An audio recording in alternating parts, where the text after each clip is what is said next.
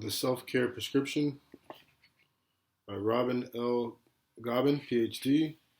Powerful solutions to manage stress, reduce anxiety, and increase well-being. This one's not a bestseller, but I think that this one deserves a lot of uh, not only discussion, but action, implementing. Something I do. Chapter 1, Contents. Why you should care about self-care. Chapter 2, Family, Friends, and Fun. Social self-care. Actually, friends, family, and fun. Chapter 3, Get Moving. Physical self-care. Chapter 4, The Life of the Mind. Intellectual self-care. Chapter 5, Work and Play. Vocational self-care. Chapter 6, Your Higher Self. Spiritual self-care. Chapter 7, Be Your Own Best Friend. Emotional self-care. And Chapter 8, Self-Care, A Prescription for Living. There's more resources, references, and then the index in the back. And that's the contents here. Let's see that.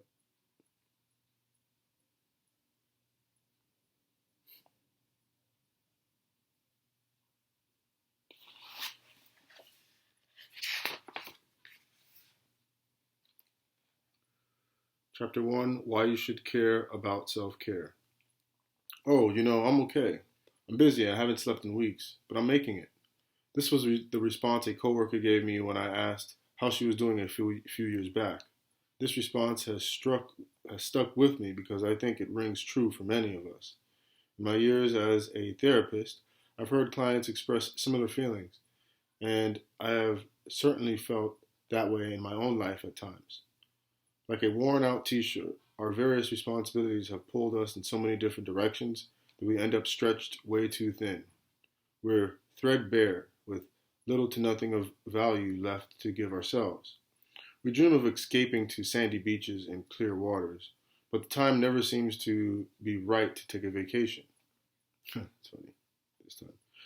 We wear many hats: parent, worker, spouse, son or daughter, sibling, student, and the list goes on. Each of these hats demands a certain level of time, money, and energy that slowly depletes us from day to day. Self-care is fundamental. Self-care is the air these days. You've probably seen 1,000 posts about it on social media and heard the familiar phrase dropped in advertisements. Self-care is offered as a remedy for virtually everything. It's a popular recommendation from nearly everyone, from doctors and bloggers to life coaches and therapists. With most self-care advice, you might be encouraged to get a mani-pedi, treat yourself to a nice meal, take an exotic vacation, or take a long hot bath. Everyone telling you to take time for yourself. But aside from pampering yourself in me time, what is self-care and why is it so important? Simply put, self-care means taking care of yourself. But that means more than just treating yourself to occasional luxuries. It means taking responsibility for your well-being in all the important areas of your life.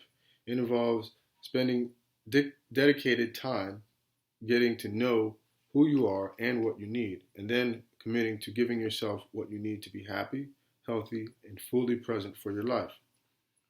When we allow our family, job, and other responsibilities to consume our time and attention without spending resources on ourselves, we end up physically exhausted, emotionally disconnected from ourselves and our loved ones.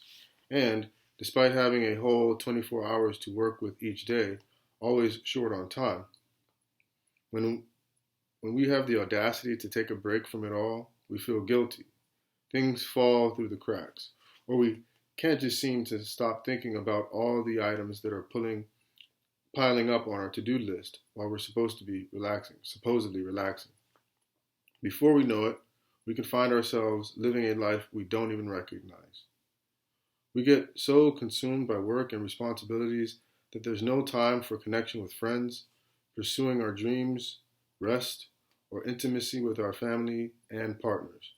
Day in and day out, we go through the motions, crossing items off the to-do list, all the while we're overcommitted, unhappy, and unfulfilled.